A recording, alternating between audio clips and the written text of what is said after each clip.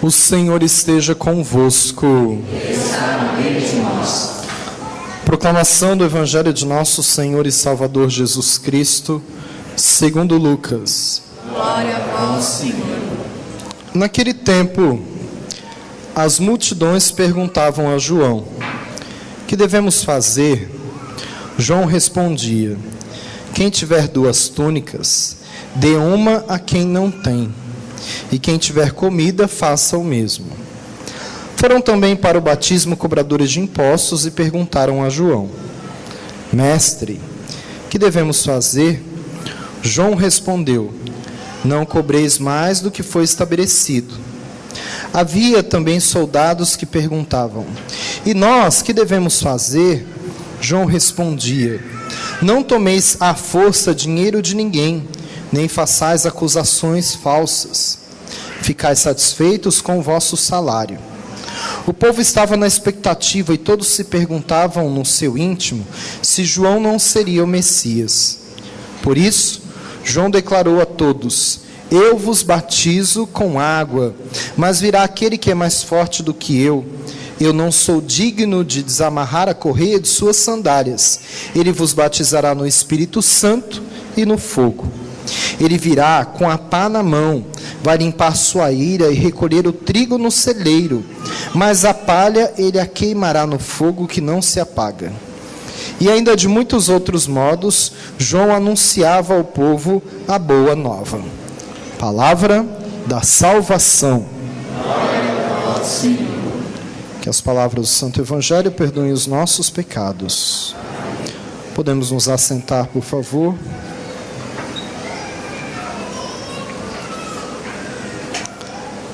Nós estamos no 3º domingo do Advento, que é chamado na igreja de domingo Gaudete, domingo da alegria. E a liturgia de hoje nos dá uma ordem. A ordem é: alegrai-vos sempre no Senhor. E aí a gente pensa, mas como? Como que eu vou me alegrar sempre? Como viver constantemente alegre? E aí muitas vezes, a pergunta que nós fazemos é a mesma pergunta que fizeram para João Batista: o que devemos fazer? João dá a resposta dizendo: olha, nós precisamos aprender a compartilhar, a não praticar injustiça, a não oprimir ninguém, a partilhar roupa e comida e a não explorar os pobres. O documento de Aparecida, ele vem confirmar isso, dizendo e relembrando a cada um de nós que nós encontramos Cristo nos pobres, que nós encontramos Cristo na pessoa dos aflitos, que nós encontramos Cristo quando nós nos aproximamos dos enfermos. E a gente tem que experimentar isso e encontrar ali essa verdadeira alegria que Jesus tinha quando ele se aproximava dessas pessoas. Quando nós falamos e vemos sempre um texto de João Batista, que cita João Batista, nós sempre nos lembramos do batismo, E o batismo de João era um rito de purificação. E ele mesmo, sabia que aquilo era um gesto provisório, porque ele anuncia a expectativa de um outro batismo, de um outro mergulho, Eu vos batizo com água, mas virá um outro que vos batizará no Espírito Santo e no fogo. Então veja bem, o próprio João Batista que faz aquele batismo de imersão, batismo de purificação, ele já está anunciando aquilo que ele ardentemente desejasse que chegasse logo, que era o Pentecostes, a vinda do Espírito Santo em línguas de fogo.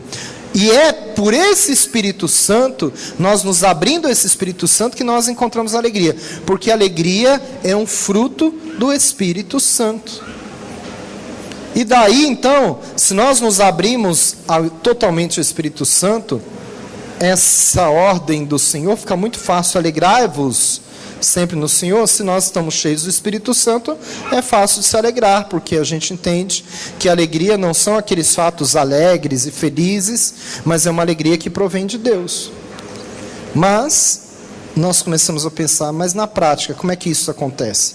Porque todos nós queríamos um lar feliz, Todos nós, talvez acariciamos o nosso filho, aí ele cresce e se torna rebelde. Alguns até se envolvem com drogas. Nós fazemos tudo certinho e tem um belo dia que sem na nossa culpa, acontece um acidente na nossa vida. Um dia você vai no médico e a resposta do médico quando vê os seus exames não é nada boa. A cara do médico já não fica muito boa porque apareceu uma enfermidade um pouco complicada. Quando você menos espera, acontece um divórcio na sua casa. Você se sente abandonado, muitas vezes se sente reprovado, muitas vezes passa pela experiência da falência, do desemprego, da traição. E aí a gente diz, mas como é que eu vou me alegrar vivendo tudo isso? Como que eu vou cumprir esse mandamento da palavra de Deus, alegrai-vos sempre no Senhor, se eu vivo uma dessas dificuldades? Não é?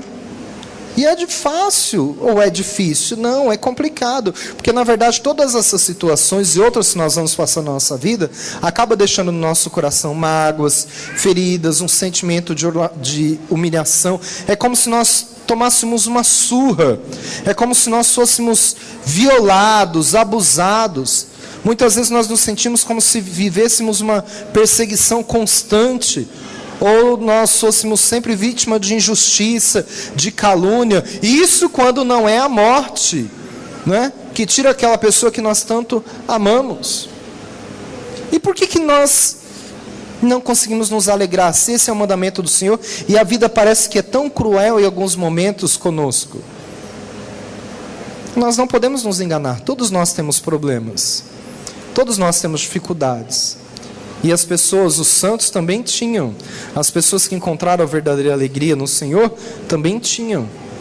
E eles conseguiram estabelecer na vida deles, para se abrir ao Espírito Santo e viver essa verdadeira alegria, um processo chamado processo do perdão. Não é? Nós vivemos isso. Nós fazemos esse processo acontecer na nossa vida, ou nós vamos dando um tempo, apenas dando um tempo, não é? E vamos guardando isso debaixo do tapete até uma hora que isso vai explodir de novo.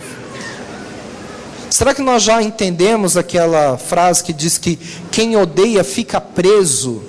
E nós não nascemos para ser presos, nós nascemos para ser livres. Não é? Livres. Aí a necessidade de nós nos confessarmos os nossos pecados, não é? E buscarmos nessa confissão uma necessidade especial, não é? Estamos tendo plantão, não sei o que aconteceu hoje, que o padre não apareceu. Não sei o que aconteceu, estava tudo marcadinho. Alguma coisa deve ter aparecido, mas normalmente nós estamos tendo plantão de confissão agora no Advento, né? Nós estamos nos preparando bem para o nosso Natal, nesse Advento. O problema talvez é que nós estamos invertendo a situação e os lugares das coisas. Hoje em dia nós amamos mais o carro do que o nosso irmão. E isso muitas vezes é uma realidade. Hoje as pessoas compram o que não precisam, com o dinheiro que não têm, para impressionar as pessoas que eles nem conhecem. Onde é que nós queremos chegar? Muitos de nós não conseguimos nos libertar de um passado que tem feito nós vamos sofrendo com aquele passado que já passou, às vezes há muito tempo, e a gente ainda fica preso naquilo. Outros ficam preocupados demais com o futuro, e aí não vive hoje, não vive o presente, porque está ansioso demais por aquilo que vai viver amanhã. Qual é o remédio para tudo isso? Primeiro, orar corretamente. Orar como a palavra nos ensina que deve ser orado. Orar como oração intensa, uma oração constante, uma oração que nos ensine a perdoar e que nos ajude a estarmos abertos ao Espírito Santo.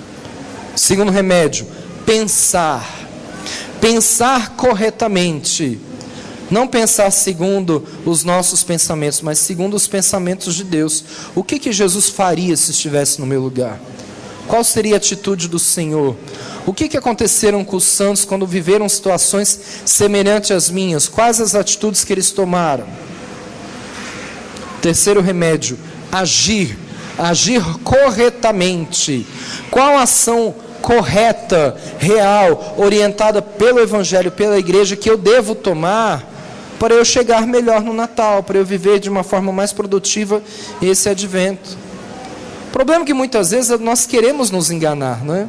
Então nós pensamos que vai funcionar assim: bem, quando eu mudar de trabalho, tudo vai se resolver na minha vida. Quando o meu chefe for transferido, pronto, então eu vou ter uma tranquilidade. Quando as minhas dívidas acabarem, quando as dívidas chegarem a zero, então eu vou dormir sossegado. Quando a minha família for diferente, ou se eu mudar de família, trocar por uma família diferente, então eu vou ser feliz. Outros dizem, se eu emagrecer, eu serei realizado. Pronto, é só isso que eu preciso. Outros se enganam dizendo assim, quando os meus filhos crescerem, eu terei paz. Esqueceram daquele ditado que diz, filho criado, trabalho... Pois é. Outros dizem, se ele ou se ela mudasse de opinião, tudo seria resolvido. É a síndrome do se e do quando. Se acontecer e quando acontecer. Então a gente sempre fica se acontecer, quando acontecer, como se num passe de mágica tudo aquilo fosse resolver. Então, gente, não tente se enganar. Não tente sorrir se você está triste por dentro. Muitas vezes nós vivemos sorrindo, mas por dentro a gente está triste. Não é? Então, se a gente não está com vontade de sorrir, nós vamos ver a raiz do problema e o que, na verdade, na raiz eu posso fazer de verdade para sorrir. Não fingir que eu estou feliz, não é? Mas buscar de verdade aquilo que pode me trazer uma felicidade verdadeira. Isso é extremamente importante para nós. Nós não podemos nos enganar. Hoje também, por exemplo, é um dia na igreja, o dia de Santa Luzia, né? Por exemplo, um dos exemplos dos santos. Santa Luzia não teve uma vida feliz, uma vida tranquila. Ela não foi uma mulher sem problemas. Mas ela vivia alegre e feliz. E ela alcançou a santidade porque se abriu a essa alegria que é a presença de ter o Espírito Santo de Deus na sua vida. Veja bem, Santa Luzia era de uma família rica, cristã, e aí ela tomou uma decisão de fazer voto de virgindade perpétua. Morreu seu pai, claro que ela sofreu com a morte do pai. A mãe dela ficou doente, claro que a mãe queria a ver casada, muito bem casada. Então ela disse para a mãe, olha, eu não quero, eu quero, e fiz meu voto de virgindade perpétua. Mas vamos fazer assim, já que essa é a sua preocupação, vamos fazer o seguinte, eu vou combinar uma coisa com a senhora vai fazer uma viagem de peregrinação, vai fazer uma peregrinação, e eu vou pedir a Deus que cure a sua doença na peregrinação. Se a cura ocorrer, é a confirmação da minha vocação. E a mãe fez aquilo que tinha combinado com ela, fez a peregrinação, voltou curada. E era a confirmação, então, da sua vocação.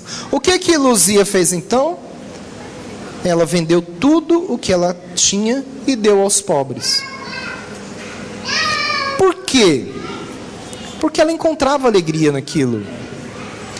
Mais alegria em dar do que em receber. Muitas vezes nós encontramos alegria só em receber, nunca em dar. Né? Estamos sempre com a mão estendida para receber, mas nunca com as mãos estendidas para dar. Muito diferente dos santos, né?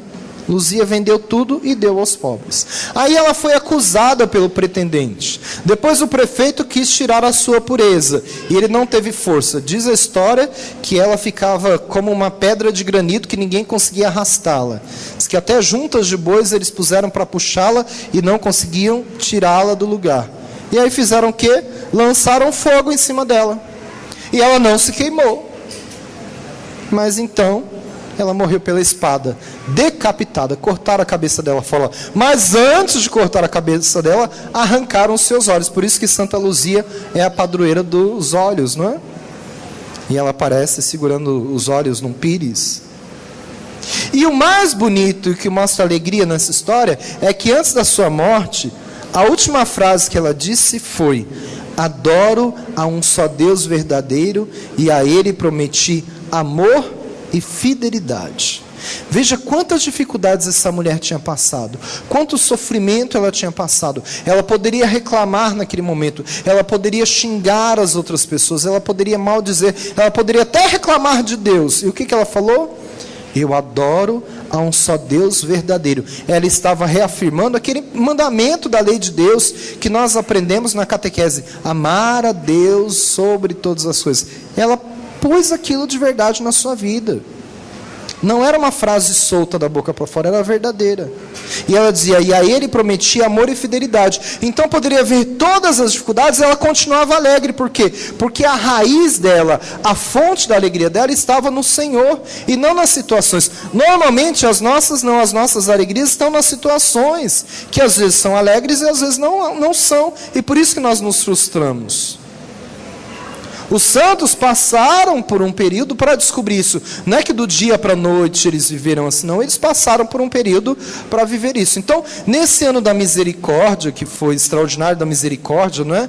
Que foi instaurado agora. Hoje de manhã o Papa, né, abriu a Porta Santa lá na Basílica de São João de Latrão, né? Já abriu a Porta Santa na África, já abriu na Basílica de São Pedro no Vaticano. Hoje, 2h vai ser aberto aqui na nossa catedral, depois nas igrejas jubilares da nossa diocese. Como é que a gente vai viver esse ano da misericórdia, né? Sendo misericordioso conosco mesmo, vendo a nossa fraqueza, né? Para buscar a força que nós necessitamos, para depois vivermos aquela grandiosidade em sermos alegres de verdade, né? E não é algo mágico, gente, é questão de crescimento. Ontem nós celebramos Nossa Senhora de Guadalupe. Tem uma história tão bonita, San Juan Diego, aquele índio, né? Ele ia pelo caminho e encontrava Nossa Senhora de Guadalupe. Aí ele olhava para Nossa Senhora e dizia assim, como a senhora é bela, como a senhora é formosa, como a senhora é linda. Parece a gente dizendo, como eu sou devoto de Maria, como eu amo Nossa Senhora. Nossa Senhora é tudo para mim. Eu tenho uma devota, olha Maria para mim, depois de Deus vem Maria. Depois de Deus, Maria está em primeiro lugar. Ele dizia, a senhora é linda, a senhora é formosa. Fazia milhares de elogios e Maria dizia assim para ele, vai falar com o bispo. Ele dizia, eu não posso, eu tenho vergonha, eu sou índio, o bispo não vai me receber. Ele voltava, até se escondia.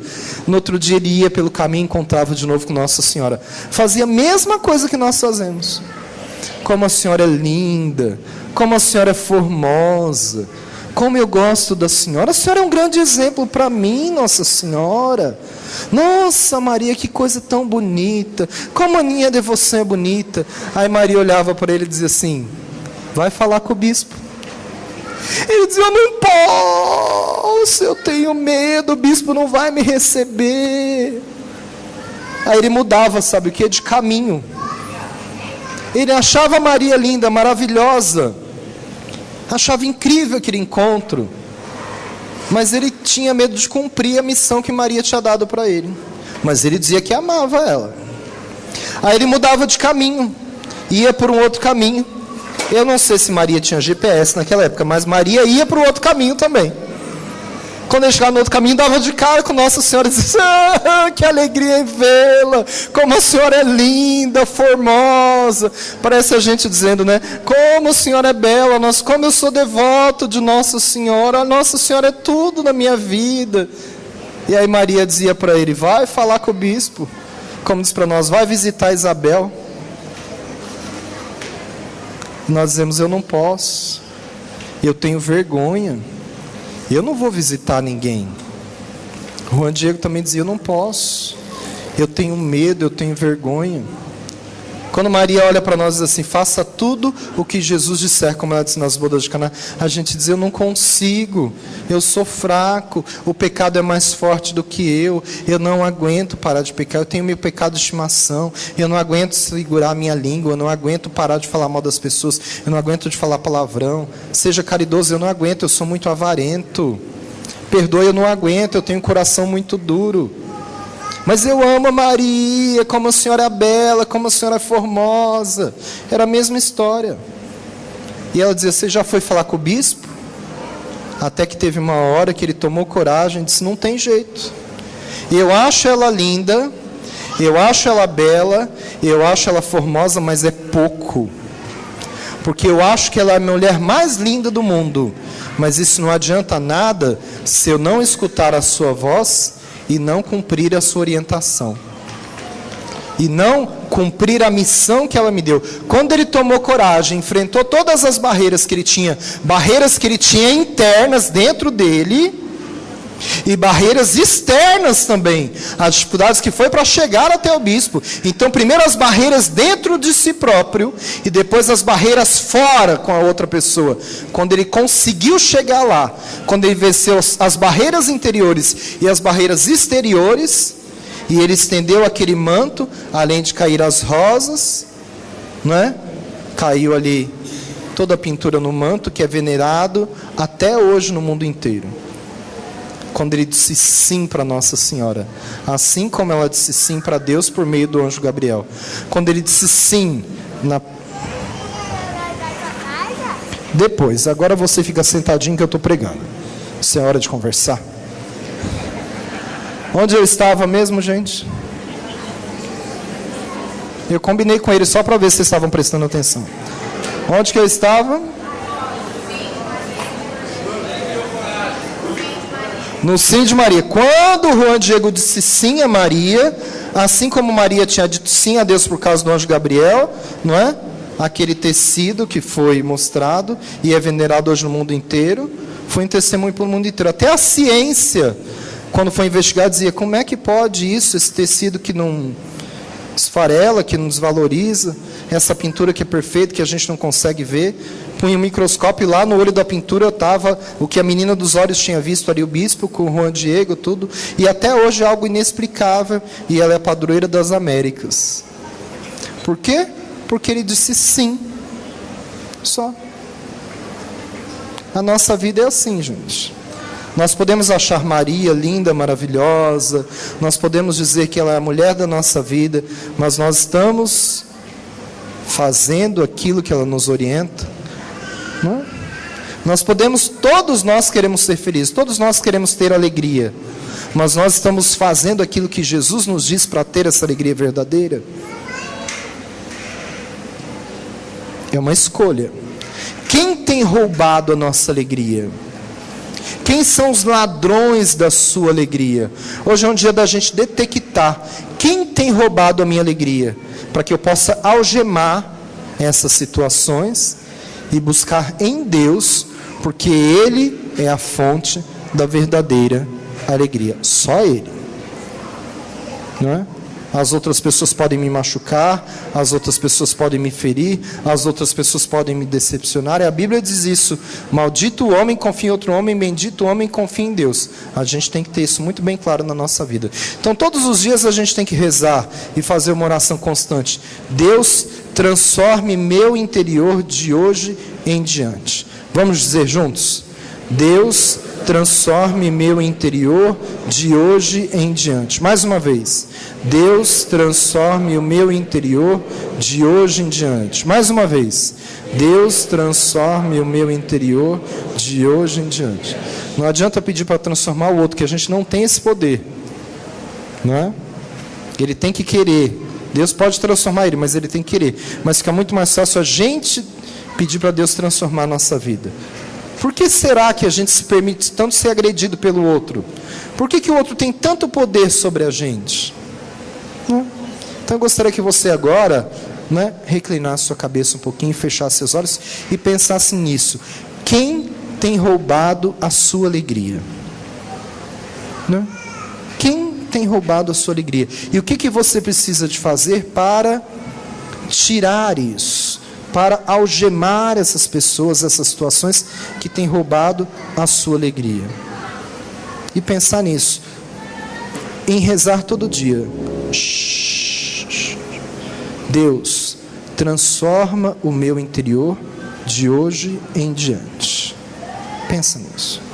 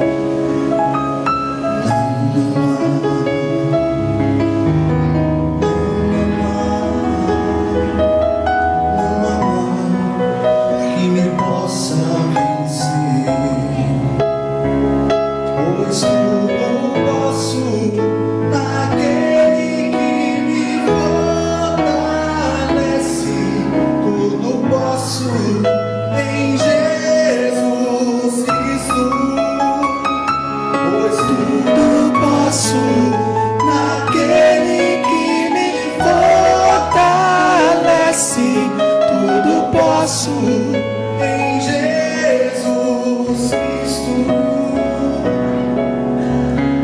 Nenhum problema, nem meus pecados poderão superar o amor de Deus.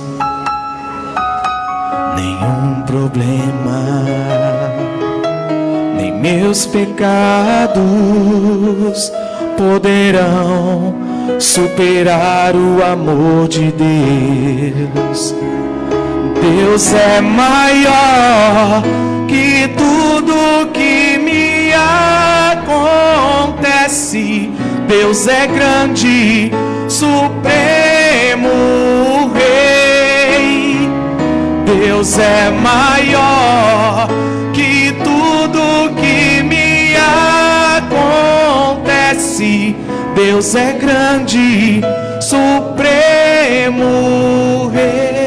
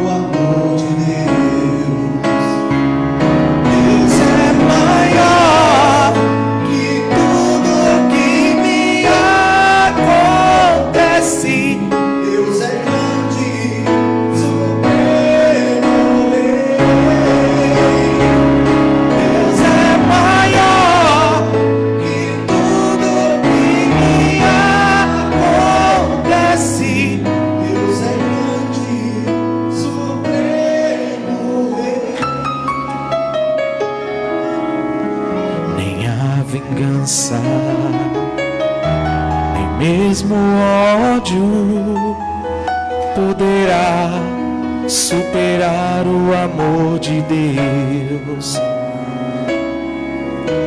Nem a vingança, nem mesmo ódio poderá superar o amor de Deus. Deus é maior que tudo que me acontece. Deus é grande, supremo Rei. Deus é maior que tudo que me acontece. Deus é grande, supremo Rei.